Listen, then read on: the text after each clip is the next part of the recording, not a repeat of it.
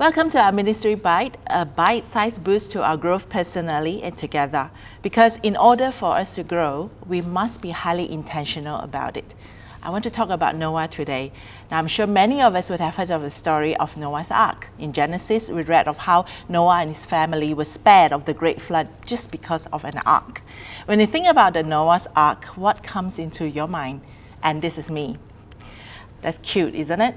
But exactly how big was the ark? According to the scripture, there's specific measurement. There's a roof, there's a door, and three internal decks, lower, middle, and upper. And to quote our answer in Genesis, the website says lengthwise is about 510 feet long, which is nearly 1.5 football field size. And that's big enough for NASA if they were to lay down space shuttles, 3 of them from nose to tail on the roof of the ark. And the roof was about 50 feet from the ground, higher than modern 4-story home. Then how about the space and the volume in it?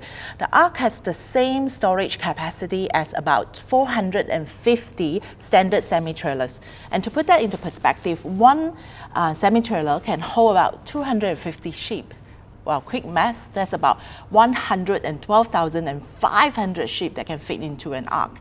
That is a lot of sheep, and definitely doesn't look like this picture.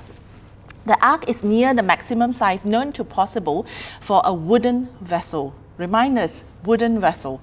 Look, I do not know how Noah did it. Just the sheer number of trees that he had to chop down to build this ark baffled my mind. And there were no modern technology, there's no construction machinery like today. So how? Just how? And what is not obvious to many of us is this: it took Noah quite a while to build this ark. Just a little while. Have you guessed how long it took him? Yeah, it's commonly believed that it took him about between 50 to 75 years. And this humongous building project was initiated just because God spoke. And Noah's response, you can find it in Genesis 6:22. Noah did everything just as God commanded him. And Genesis 7:5, Noah did all that the Lord commanded him. Now, the Bible has no record of the building season, but I asked God myself, what would have gone through Noah's mind during the building season? How did his family and friends actually react to this? How about the well-meaning friends? What would they say to him? In fact, Noah would have looked like a fool doing this.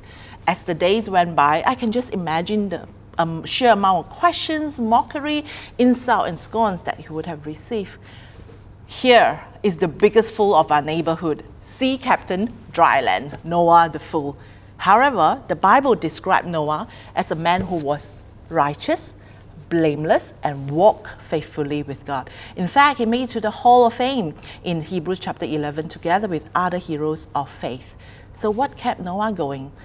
If I could hear you through the screen, I'm sure I will hear you say obedience. That's right, extraordinary obedience. Noah built a massive ship in the middle of a dry land. Beyond and below the surface of Noah's obedience, there is an incredible faith. And Hebrews 11:7 says this: by faith Noah, when warned about things not yet seen, in holy fear, built an ark to save his family. There is so much we can learn from this children's story. Noah, as we serve in our ministry, just a few things. Firstly, we must build according to God's command. Remember, all and everything that God has commanded. Not what we want, not what we think is good and seems logical.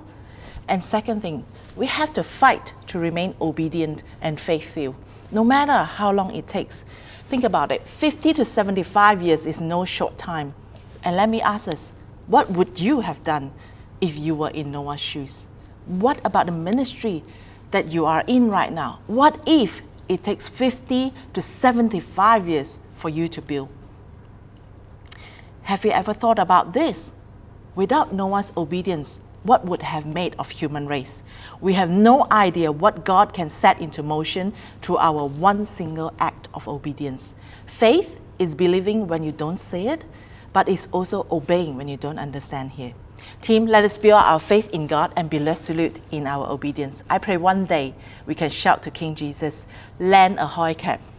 See ya.